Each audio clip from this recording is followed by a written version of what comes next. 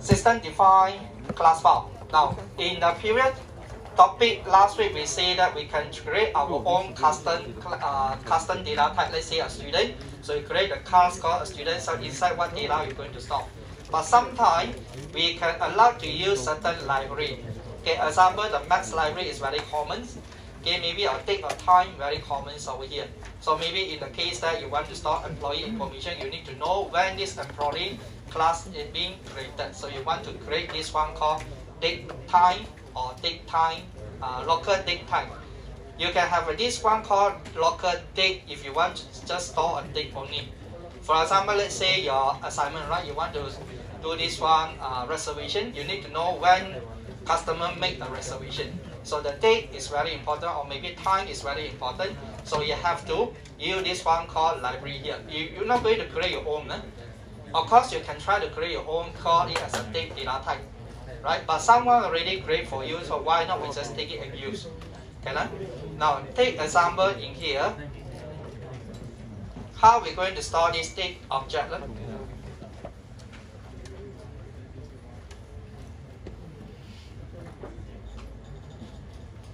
Okay, let's say I create one called employee.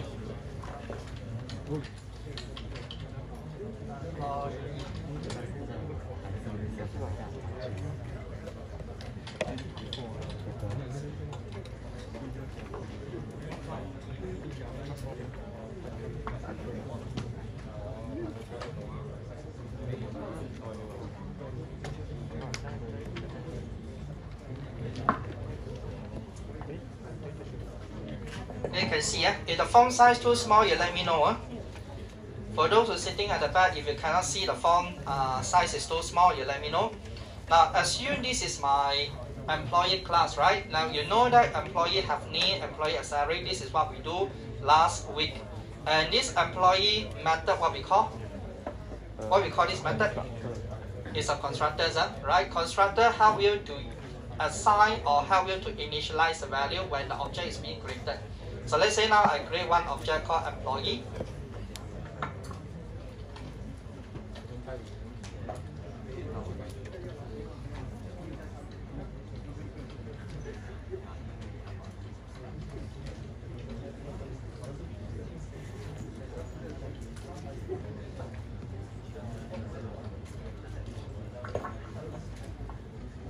Okay, just make example. I have one employee E, the name is called John, and the salary is 3. So when the object is being created, you're going to assign this value through the class called employee. So name, what is the name here? Salary, what is the salary? Assign it. What is the meaning for this? I go to later on. Okay, so name I assign it inside, and salary I assign it inside. But what happens if I want to know when this employee is being created? So how we're going to store the date usually? Last time, if you learning the C++ to store the date, what object you use, or you can just make it as a string over here, right? Okay, you make it as a string, then you put in the day, month, and year, right? But now you have one object called local date time. This one, you have something called local date time, or just local date will do. Okay, so for example, in here, local date time. Now what we call this is a class diagram. UML class diagram. As you can see from the top here is a class name. Okay, local date time is a class name. Java.time is a package name. Package means that this local date time is stored under the folder called Java. Inside the folder there is another subfolder called time. Okay, the folder. And all this is a methods here, right? So example in here you can see if I want to create a date time, I want to store employee when this employee join our company. So what you can do now? From this example, you can see you can use a data type called local date, right? If I want to store the date only without the time, okay, just a date only. So copy this. Okay, put it inside. This is a local date. Okay, maybe I store this one as a join date. Okay, just a name, join date in here. And now you see the local date having the compilation error. Okay, this compilation error because here cannot find symbol means that the library is not important. You get right? Of course, you can create your own library file, but someone do it for you, so why not we take it and use it? So from this lecture notes here, you can understand from this class file, what is a package name you need to import. What is the package name? If I want to do the import from here, okay, import java.time, right? Java.time. Or if let's say you cannot remember, sometimes too many library. Okay, sometimes there's too many library. It's very hard for you to memorize all the name for the library. So what you can do from here, you can just right click, and you can see there is one called fixed import. See this? Huh? Okay, fixed import. You are going to import this one for you. See that? Can you get that? Once again, if you cannot remember the name, the easier way, right click, go to the fixed import. You will go to the import suitable library for you. Got it? Got this? So now let's say I'm creating the constructor. I need to store the date also. Do I need to pass in the date? Is it necessary for me to pass in the date? The date should follow the system date, right? Can get out when this object is being created, means that when the employee join the company is depend on your computer system date. Can get that? So you're not going to pass in from here. Certain data it depend on the user to pass in. Certain data is depend on the system date or system data. So example, this is a local date. What you can do from here, from this example, there is one sample event to create the local system date we're using local date.now. See this, local date.now. Okay, I'll copy this one. Come back to here. Okay, the variable's name for my case is called date join. Okay, this one, date join. Okay, I create the system date. Now means that the current system date. Okay, the now means that the current system date. So now come back to here. When the person creating the object, you can see I did not pass in the date. But what happens if I want to see when this employee object is being created? Okay, system.out.print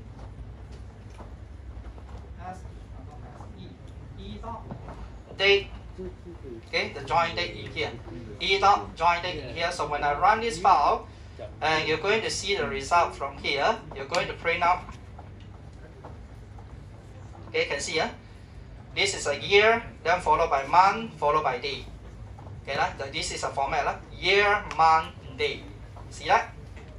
Okay, but sometimes I do not like this format. I want to be a month, day, day, month, followed by year. Different country there is a different format. Okay, in Malaysia normally day, month, followed by year. Okay, so in maybe other country the year comes first, followed by month, followed by day. So if I want to change the format here, how are we going to format this date object? So the notes here given that you can try to use this one called formatter. Okay, I copy this code. This is a formatter. This formatter in here, the pattern means that DD is a day, okay, month followed by year. Okay, formatter in this case. Okay, I create one formatter first. So again, this date formatter, you need to have an additional library. So how to make it? Repeat again just now how I do to make the library import automatically. Right click, go to fixed import, so you get this one import from here. Okay, very easy, right? This one date formatter. After you're creating a date formatter, you can try to assign the value.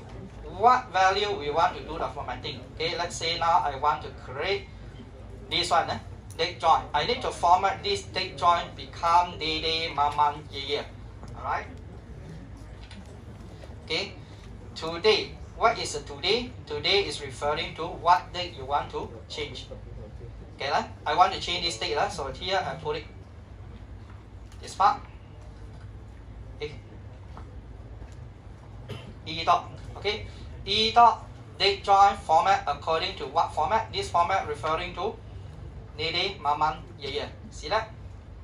Can get that? Day, month, year. So after when I do the formatting, I can easily display this value inside the system.out.print.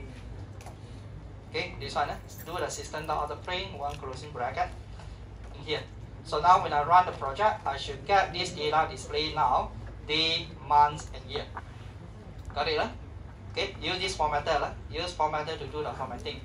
Okay, this is a basic thing what you can do for the date object. Now sometimes the date object you do not want to follow the system date. Maybe this is stored in the database already. Okay, sometimes the record is already inside the database. I do not want to follow this system date, so what should I do? You can try to create the object using local date dot off, then passing when this employee join, month and date. Okay, you can do it in this way.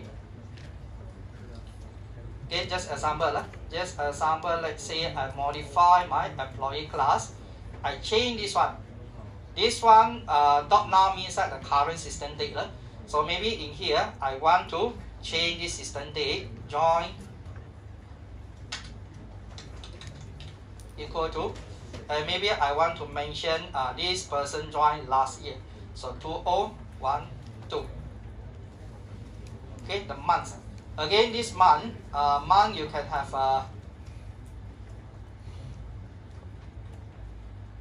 2023, 2022. Okay, last year. Okay, maybe the last year. So this April, same thing. Now you can do the format. Then you're going to import the date, time, month for you. Okay, right? This month is another library files inside the java.time.month. And sometimes you can see this java.time is repeated 2 times, right? It's repeated so many times here. So to make it simple, in certain reference book you can see that they just mention that system. It just mentioned that the import java time dot followed by the star. Okay, followed by this star. So what is mean by this star? Star means that everything under this folder. Okay, get it? Everything under this folder. So I say that java time. So including this local date, including the month. These 2 files, library file, is stored under the Java file. So I do not want to mention one by one. So I just mention that asterisk will do. Okay, right? Okay, this one, months. Alright, clear this one? So you can use it in your assignment. Like maybe you want to create this appointment. What is the day for the appointment? Okay, so you can create a list of objects using this way. Okay, the date and the time from there. Alright. Now, other than this prefix library, another very common thing to use is this one, java.util.random file. Okay, you use a random number before, right? In the previous chapter, we're using max.random. Max.random returning from 0 until 0.99, not including 1. It means that start from 0.0 until 0.9999. Got it? Okay. But how to generate the number? Let's say I want to have a number from 1 to 10. Last time, how you do? Using max.random. We know that the max.random returns 0.0 until 0.9999. Okay, it's less than 1. If I want to generate the number from 1 to 10, what you do last time?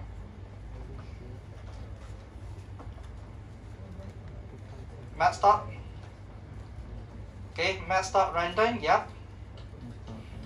Then followed by random, lowercase. Then what to do? I need to have a minimum 1, then continue. This one times 10, right? You need to apply this formula, right? If you still remember, right, you need to apply this formula. But sometimes the formula is very tough for us to remember. Okay, so what you can do, there's another option in the Java. You can use a java.random library files. Okay, java.random library files. So example, let's say I copy this code. Okay, now I want to generate a random value from my test program. Okay, I'll remove this one.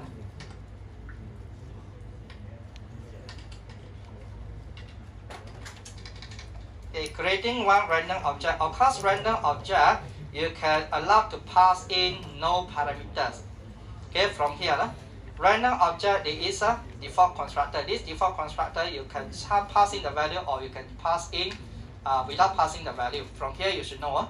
Okay, the random, this is a class object. There's a lot of method allow you to use. Not limited to this. There's another method is not listed here. You may refer to online. I just extract certain thing is commonly used. Alright. Now let's say in here I create again. Okay, one more time. Again, now you see this is error for the randoms. So you can do fix imports over here. Import this Java util.random files. Okay, got this? Huh?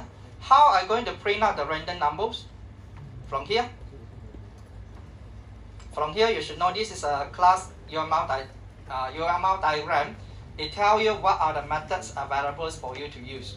So if I want to generate a double data type, which one I should use it?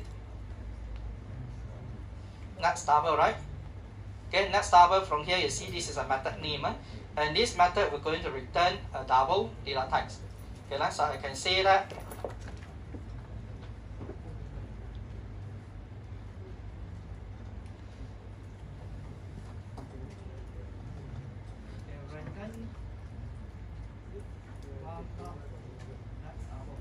okay, random one dot next double, you're going to return you a random numbers from here. Got it, right? Random number from here. So when I try to run it, okay, you get this number. Correct, right? Okay, right? So you can try to do it in this way. Right? If I want to make it as an integer data type, just next dot int, it return the value for you. Alright? Okay, right? So now let's say I want to generate a number from 1 to 10 again. Okay, in the same format, I want to generate from 1 to 10. So do I need to repeat this formula? No, so you do not need to repeat this formula. So make it easy in here. Java util.random file allow you to pass in the parameters. See this one? Okay, these parameters, it means that it will return the number from 0 until n. N is not included. Let's say I want to generate from 1 to 10. So what should I pass in? Example, like next int. I change this one to next int. Okay, next int. You know that the next int allow you to pass in the parameter. This one. The next int, there's a two function having the same name but different argument. What we call this is a method overloading. Okay, if you still remember this term, method overloading. This method overloading, one do not passing anything, one is passing the bound. So what happens if I passing the 10? If I passing the 10, from the definition here, it says that return the value from 0 until 10 is not including, exclude 10 until 9. Okay, that's 0 until 9. Start from 0 in here. Documentation say that it start from 0 until the number minus 1, exclusive, exclude the number is until 9. So if I want to get from 1 to 10, sorry, from 0 to 10, I should pass in until 11. Okay, so once you run it, you get this number returned. See that? Okay, see this? When you run it, different numbers, right? Every time you get a different number here. Follow this part? And let's say I have a tool in here say that you need to pass in the SIG numbers. Sometimes you have a SIG value to pass in right in your C++. If you remember, your random number allow you to pass in the SIG. Okay, what is the use for this SIG? If I didn't pass in the SIG, what will happen? Random number generate, but what is the value? A very random. Okay. Okay, let's try it out right in here. I copy the codes just now. Okay, system.out.print. Maybe I would like to print out 1000 here. Okay, now you try to run it. This is a value return, right? Okay, so I have a second random number again. Try to see this different. Copy. Random 1, random 2.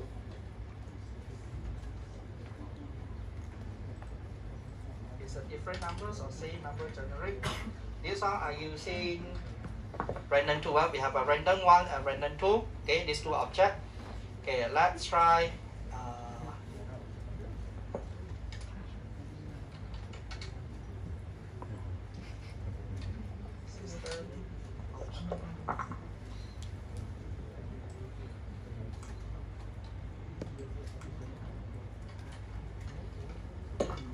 Okay, let's try it and see. Okay, this is a value come out, right? Okay, very random number. But how about let's say I want to have a two random number 1 and 2 will generate same value. Okay, yeah, you need to have a SIG. If you, in the case you want to get the same value return, so you pass in the SIG value. So let's say in the notes here mentioned, if I pass in the value 3, Okay, both random number are passing the value 3. Okay, this is 3. Then another random value are passing the same value 3. So once you run it, you will get the same number returned. See that? Okay, when there's a 6 number, it's the same, you get the same value. Okay, try it again. If I do not have the 6 number here, okay, try, you get this one. If I try it again, run again, any difference or not? Let me copy this code. Copy this output, put it inside here. Then you can see clearly.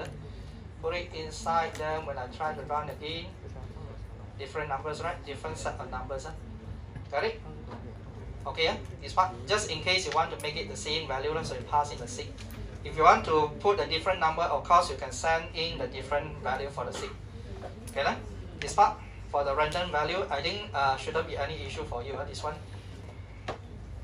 Okay. Okay, let's move on. Okay, this one done already. Next one. Date and object in here. Date on the random. These two will not cover in the exam for your information. Okay, for assignment, of course, you may use a date, you may use a random number to generate certain date. But exam won't cover this random for the date and time. Okay, let's move on.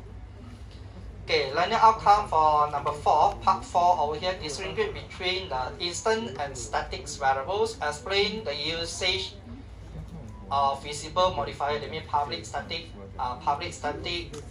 private.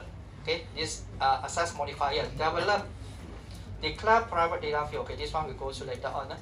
Okay, now before we start for these codes over here, just give you the example. Go back to the employee card just now. Okay, I'll remove this. Okay, imagine I have one employee class, just have a name and a salary inside. Okay, this one. So,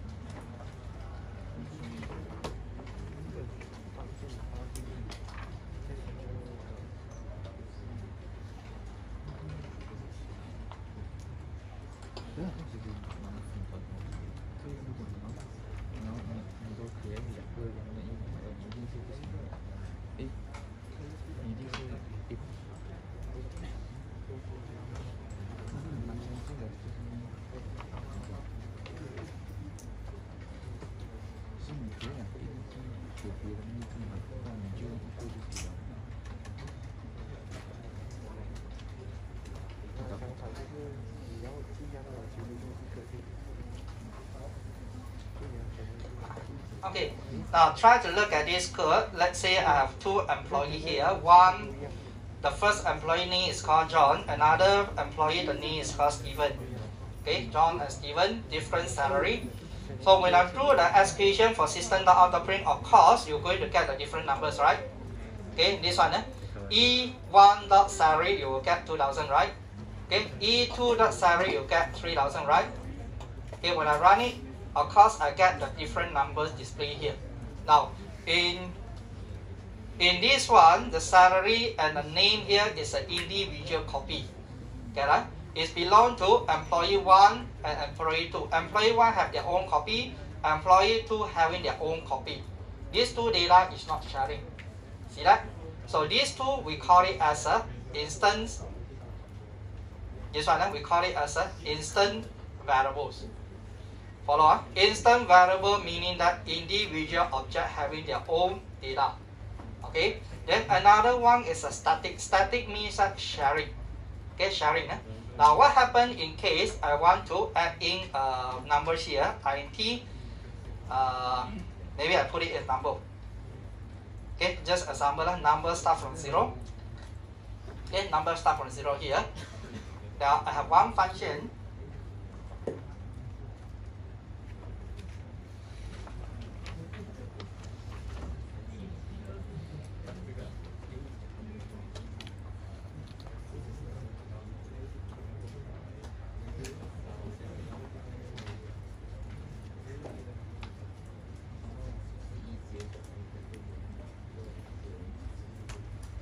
Okay, number plus plus. I have one method called add value. I increase the value for these numbers, right? Then in a demo over here, I'm going to say that employee number 1 dot add value. Then continue by, I try to display this number, employee 1 numbers, employee 2 numbers. Okay, what do you think the number display? I add the value to number 1. Okay, got this? Take a look on my codes here. This number 1, okay, starting from 0, add value, increase this number 1. Okay, now come back to here, E1 dot add value. Okay, then continue. After that, maybe I can try to do another one, E2 dot add value. So what answer you expect to print up from here? E1 dot add value call to the function here, increase the number, right? Okay, then continue. E2 dot value is also increase this number. So what is the final result come out in this number 1, number 2? 1 and 1. Can get that? This is not a static, it's an instant variable, means that individual copy. You have a E1 and E2. Employee 1, okay, employee 1 and employee 2. So I have one counter, this count 0, another count 0 here. See that? Huh? So E1 dot add value means that this number you increase to 1. Okay, increase to 1. Another one, you have an E2 dot add number, you add this number to 1. So when you try to run this code,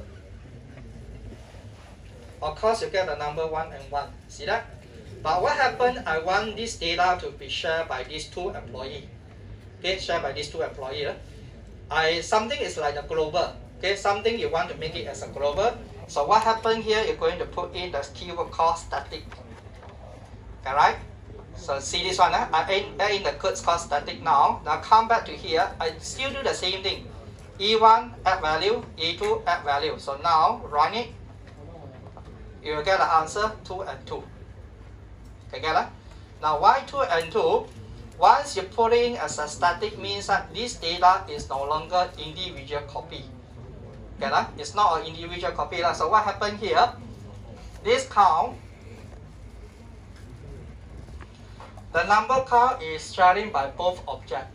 The count here starting with 0. Employee 1 accessing this count, employee 2 also accessing this count. Can get that? So now when you try to have a number plus plus in here, E1 dot add value means that this number increase to 1. Another time E2 dot value, now you increase to 2. So E1, E2 both having the value 2 now. See that? Can get that? So I get this number 2 and 2. Follow? Okay, now back to the question here. Why we need to use this static? First reason, I need to share the data. Second, let's say employee in the case here,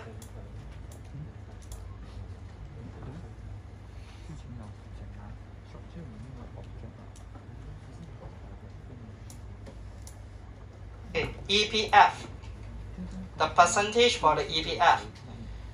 Okay, maybe in Malaysia, the EPF, how many percent? Anyone know? 26%. Okay, 26%. So maybe this one 26%, right? If you did not store the value as a static, just example, this is an EPF, right? If you did not store this value as a static number, what you need to do inside the E1 and E2? E1 dot EPF, you need to change it to, let's say, 0526. Okay, then employee 2, you need to repeat the same thing, right? Okay, you still need to repeat this one in the employee number 2. Now imagine you have 100 employees, how are you going to set this? You need to set one by one, it's very trouble, right? But if sometimes accidentally you miss out,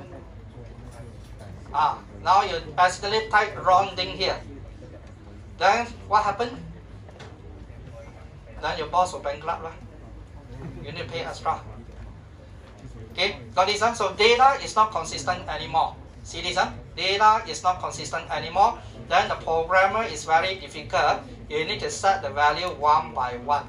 So to make it easy, Since now we say that this value will be shared by all the employees. Once you change this EPF, it applies to everyone. Can get that? When this data is changed, it applies to all the employees in the company. So what we can do now, I change this one to static. Okay, I change it to static, means that this variable is a class level. It's no longer individual level, it's a class level. So now come back to here, I set the value for EPF for first employee. I did not set the value for second employee, right? Okay, you can see I set this data to first employee. I didn't change for the second employee. So what do you think if I try to print out EPF for this person and also for this person? Okay, this time what is the answer you get? 0.26 for the first one, definitely, because you set the E1, right? E2 is also the same, right? It's a class level. Oops. What happened to this EPF? There's no more E. This one should be no more numbers. I change it. Okay, no more function here. No more function here. So I just set the value for employee 1. So when you run it, you can see both having the same data. See that? Can get that? So you apply for, let's say, in an assignment, which data you can make it as a static discount. Okay, let's say it's a room, right? Room reservation. If you apply the discount, you apply to all the room, or maybe the service tax. Okay, service tax is the same amount, right? Apply to the service tax or government tax. Okay, government tax, then it's the same amount among all the room or all the products, or GST also. Okay, GST is applying to the same. So you can make it as a static variable in this case. Correct? Then another one, if you want to make it as a static, we not encourage you to assign the value through the object name here, since the EPF is a class level. Okay, if you try to assign its word, right, I get the number 1, number 2 print out from here, but the compiler somehow it complains something here. What compiler say? Assessing static field for EPF. Okay, now compiler is not happy this way you assign. This is a class level, so we should assign it by using the class called employee.epf. So means that from here I know that this EPF is applied to all employee. Clear? Even though you put the E1, no issue, it's still working. But somehow if you put E1, if you are not the programmer writing this one, you refer to this E1, you may assume that this EPF is applying to E1 only. Okay, right? Okay, so to make it clear to everyone, so I make it as a employee.epf. So now I do the printing for employee 1, employee 2, I should get the same result also. See this one? Okay, get that? So this is what we call a static variable. It's sharing among all. Okay.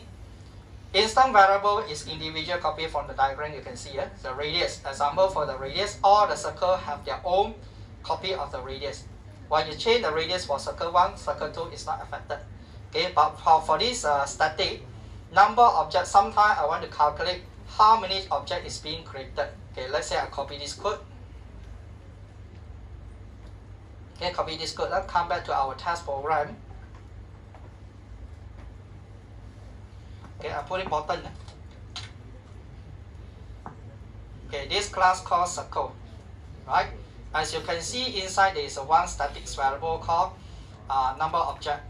This number object is increasing inside the constructors, right? Every time you call the constructor, this number increases. See this? So now I'm creating my class circle.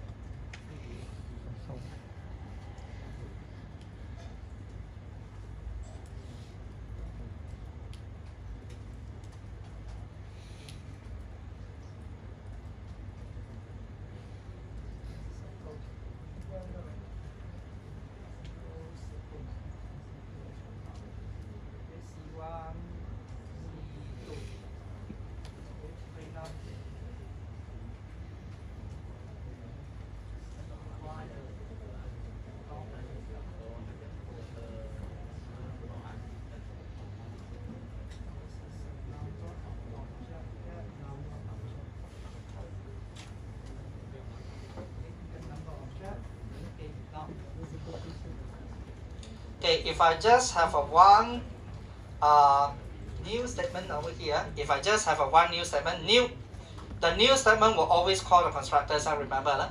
Okay, the new statement here is always involving the constructors. So inside this constructor, I'm going to have a number increase.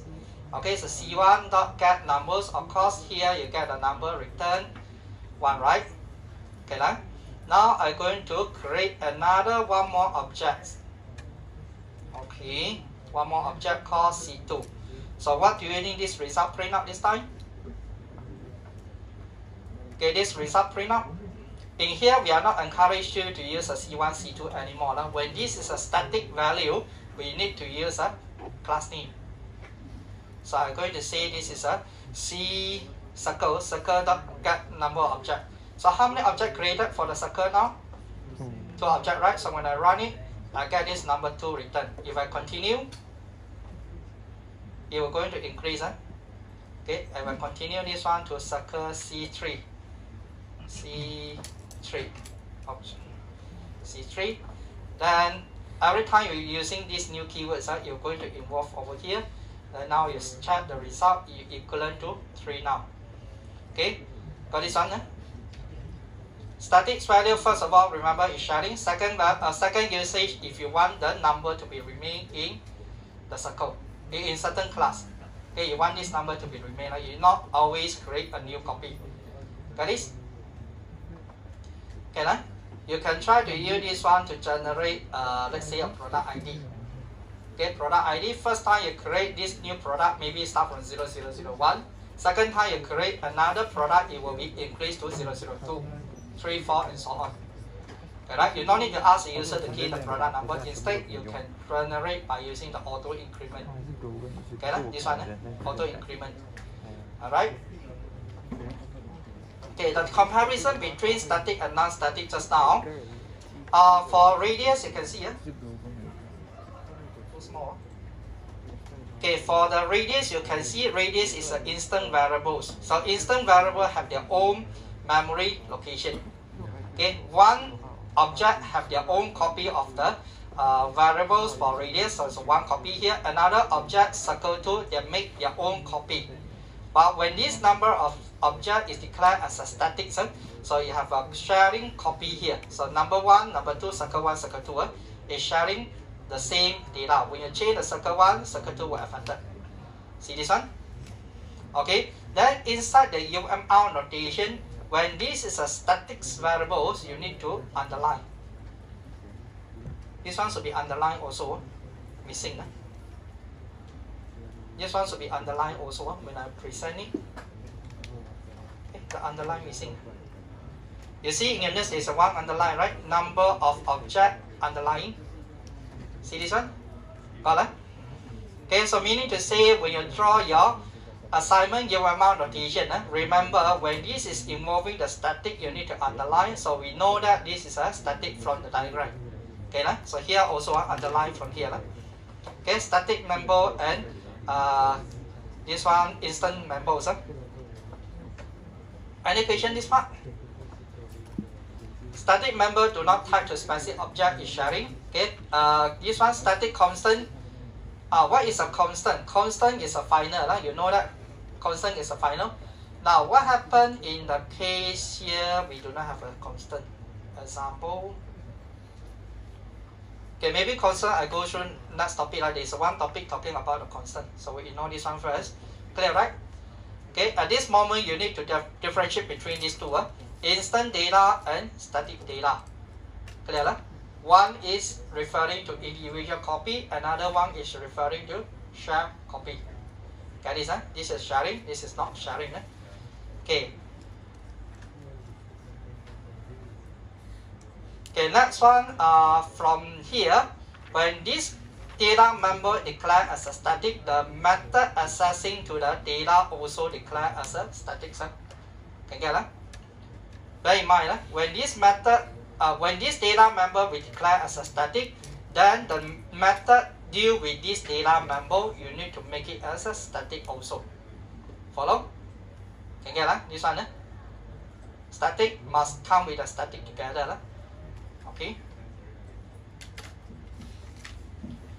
Now, what is the difference between the static and non-static in here? Have you used a static member before? Have you used a static member before in others example? Not this one circle. Which method is defined as a static? Yep.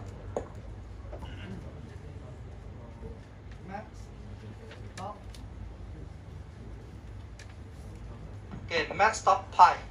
Example, max dot pi. Is this pi a static value? Yes, right? This is a static value. How you know this is static? This one? Just now, I deleted the codes again.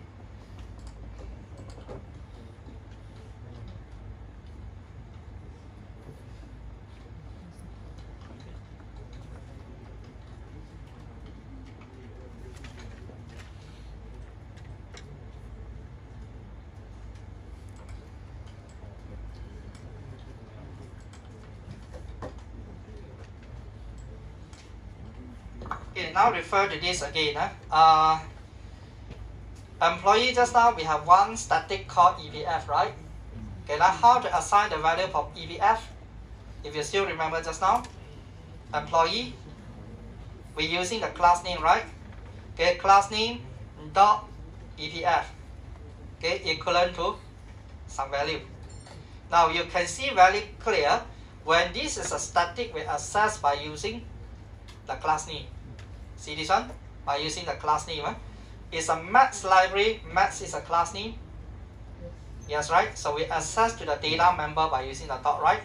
Max dot pi. So we know that this is a static data member. Okay, right? The static member. What else? This is a static data member. How about the function? Function, we have a function just now called this function. This function, when you involve this data member static, then the function just now I mentioned, you need to come with the static also, right? Okay, anytime when you're involving the static data member, this function itself is declared as a static. Okay. Now when you come back to here, when this is a data member, static function, how we're going to access using employee dot followed by, you can see these static methods, right? See this one? Add value are declared as a static line. See this? If I cancel the static, will you able to access by using the class name? Dot again, will you able to see? The add method is gone, right? Can you get it? So meaning to say, every time when you're accessing to the data member or the function through the class name, that data member or the function is considered as a static. Okay, right? So max.pi, this is a static data. What else? Which function you used before under the max library? Max dot. This function, right? Okay, the pi value, square root function, absolute numbers, etc., etc. All this is a static member. You do not need to require to create an object. You can access by using a class name. Okay, right? So now refer back to your coding here. If you can see this coding very clearly. On the left hand side, okay, this one. On the left hand side, we need to creating the object. Then only with this object, can see. We need to create this object, right? Car object. Then from the object, we're accessing to the method name called range. See that? Okay, so does it mean that this range is a static? No, this is not a static. Now we call it as an instant. We need to access through the object name. Okay, get that? We're accessing through the object name. This is a instant methods. So on the right hand side, you can see from here, this is a class name. Test method is a class name. So how I'm going to access to this function called max? I'm using this one, the class name, right? Can see that? Test method dot something, dot this method name. So this method name defined as a static, we can directly access through using the class name. See that? Can you get that? So now this two is a different. J option pane, if you use it before, also same. J option pane is a class name. J option pane dot show input dialog. Okay, right? Scanner object is not one. Scanner object you need to create using the new. Then only you can use, right? You cannot say that scanner dot next int. Okay, you have to create this object. Then from here you access by using the object name. This is an instant member. Follow on. By using the class name is a static. Know the difference? Okay, this part. Any question this? Yep. No? Okay, let's move on. Now, next one, you need to be careful. Static variable and method can use from the instant or static. Okay, now here, meaning to say, if let's say I have this EPF. Okay, EPF I declare as a static.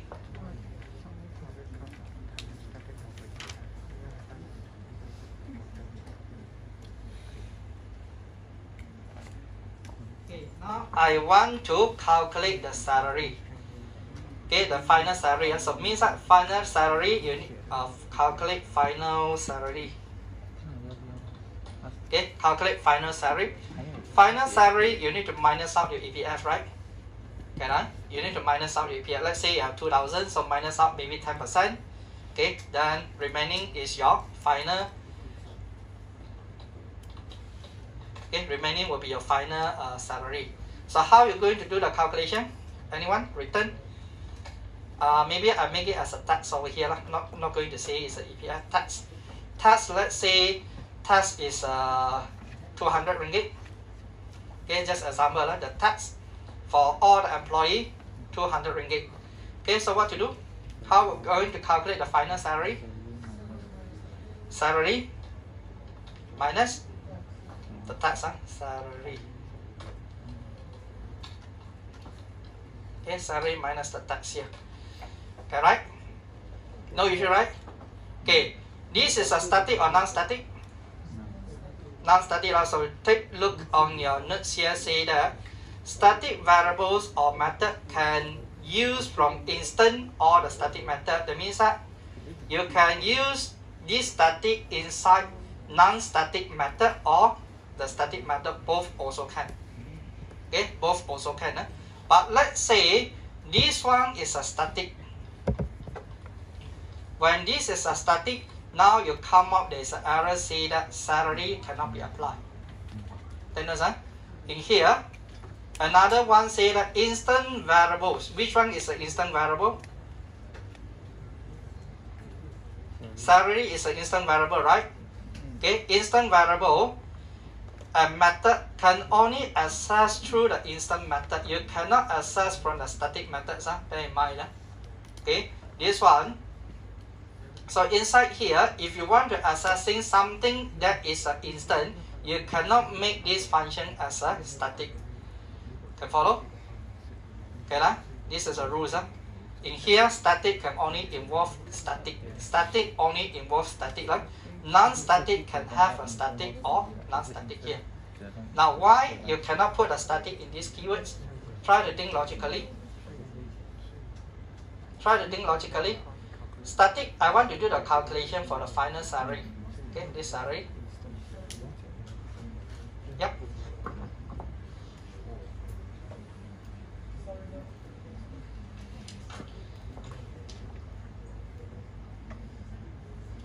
This is a class called employee. Inside employee, we may have employee 1, employee 2, right? Then get employee 1, employee 2. Salary, maybe this person is 1,000. Second person is 2,000. The task here, just now we made 200, right? Okay, the task we make it 200 in this case. Task 200. First person, maybe the salary, I make it to 1,000. Okay, second person, I make it to 2,000. Okay, got this?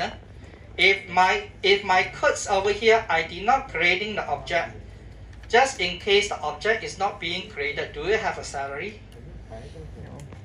If the object is not created, means to say this object does not exist. This object does not exist. Do you have a salary? No salary, right? So no way to get the salary times salary minus out these stats over here. Can get that? Static means that it's outside the class. When you put in a static over here, means that this calculate function, calculate function is outside object 1 and object 2. See this? Outside object 1, 2. So salary, there is no salary for you to refer. Okay, so you need to put this one inside the class. Put this one inside the class, then only you can access to the salary. Okay, put it inside the class means that no static keywords. So means that this function is an individual copy. The function inside the class object 1, inside the object 2. Follow this one? Okay, so make it clear this one. Sometimes very easy to make mistake for these static keywords. Now look at the sample here. Okay, this sample. Which one will cause an error?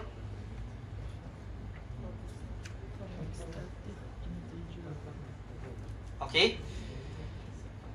Public class full. Okay, I equal to 5, static k equal to 2. So inside the main program R. This one is also a very classic example.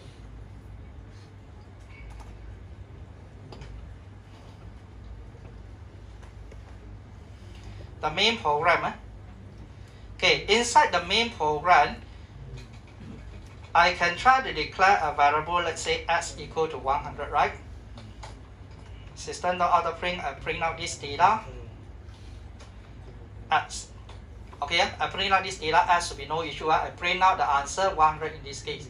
Now, what happens if I want to declare a global level variables? Global means that I can use among all the class. So you can try to put this thing outside here, right? Okay, once you put it outside, now compiler start to complain. See that? Compiler say that you cannot access to x. Why cannot access to x? This is a instant variable. Okay, instant variable can only access through the object. Now how if I want to access to this object x, the value x? What you can do? You may add the keyword static in here. Once you add in the statics, why I need to add the static? Because the function itself is static. Static can only access to the static. Follow? Static can only access to the static. Now, if let's say I don't want to make it as a static here, what I can do? I can creating the object called demo. New demo. I create this object. Demo is referring to this class called a demo. See that? Okay, I'm creating the class, then I can access the value through an object called d.x. Can get this one? Okay, you access through the object, meaning to say this demo is here. You create one object called d. X is inside here 100. Okay, static is outside. System.out.print, main function is outside. Main function is outside the object called demo. Okay, or d. The object is called, in this case it's called d. Okay, in this case it's called d over here. So inside you have one system.out.print. You cannot print this number. Why you cannot print this number? In the case that if the number does not exist, the object does not exist, you do not have an x. Okay, so means that if let's say I do not have this object, you cannot access to number x over here. So to make it accessible, we try to add the static keywords. This one, meaning to say the x we put it out into class level. Okay, so you can try to access to this data, even though there's no object, you're still able to access it. Clear this part? So remember now, and also you need to understand why always we need to put the static keywords outside the main function here. Due to the main function is static, can only accessing to the static value. Okay, right? Now back to the example here. What is a mistake? First one, k is a static. Int j equal to I is an error, right? Why I is an error? What happened? This is non-static keywords. Okay, this is an instant variables. You can only access through the object called foo. You need to create an object. Okay, so this one is an error. M1. M1. What happened to M1? M1 is non-static also, right? Okay, so to access the M1, you need to put in the static keyword in here. Or else you cannot access. Okay, static can only access to the static, remember. Then M2. Okay, M2, what is a mistake for M2? If I make it to static, this one also static is fine. Okay, if let's say both is a static, is fine. If this one no static and this one static, can or not? Cannot. Which one have error? Again, I can erase it.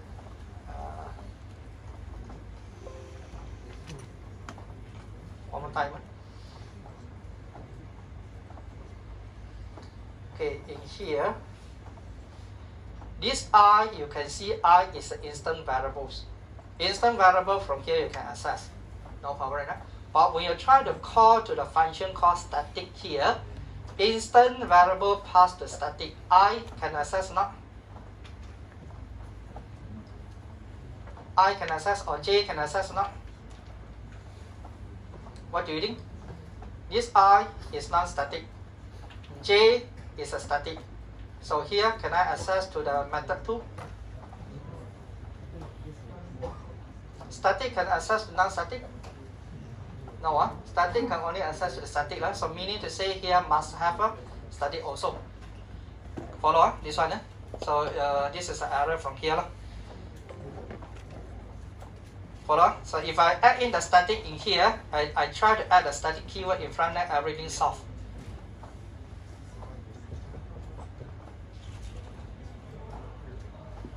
Yes?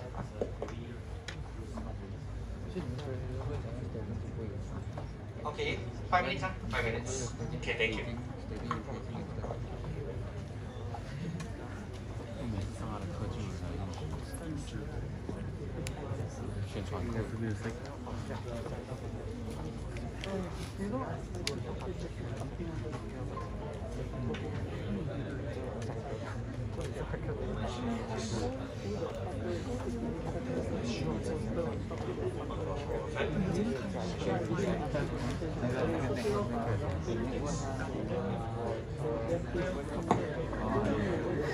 Okay.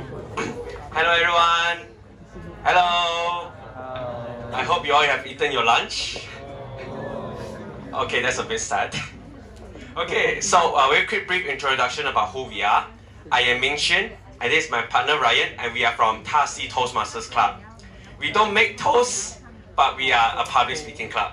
So, we are going to be organizing an open mic session called Stage Fright Wednesday on the 29th of March 2023. So, what is the purpose of us organizing this event? Well, it's to help all of you conquer your fear. So, some people, because you are not used to speaking the English language, so this event is to help you overcome your stage fright in front of an unfamiliar audience. So, when you join the event, you will get to have some people giving you some feedback, and we will all be very supportive and guiding you on how you can speak. So what can you do on the event day? Well, you can just do anything to express yourself for 5 minutes. You can give a speech, you can tell a short story, you can sing, or you can give a poem. So when you're speaking, you can speak about anything. You can speak about why you love Ta-Si, or why you love a certain lecturer, or why you regret taking your degree. It's up to you. Anything you want to speak about, just for 5 minutes. So it's a chance for you to say something about you're comfortable about. So if you're interested, just sign up by scanning the QR code here. Again, it will be on the 29th of March on week 7 from 2 to 5 p.m. at Rimba. And just for your note, the moment you finish your speech, you are allowed to leave. So you don't need to be there for the entirety of the 3 hours. So if you have classes below or afterhand, you can feel free to leave. So that's all from us. Thank you for your attention. Thank you.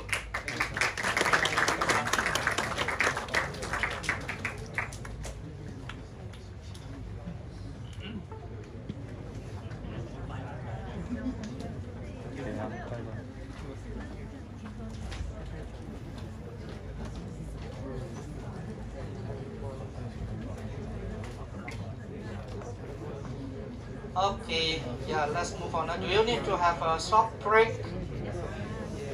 Okay, 5 minutes, right?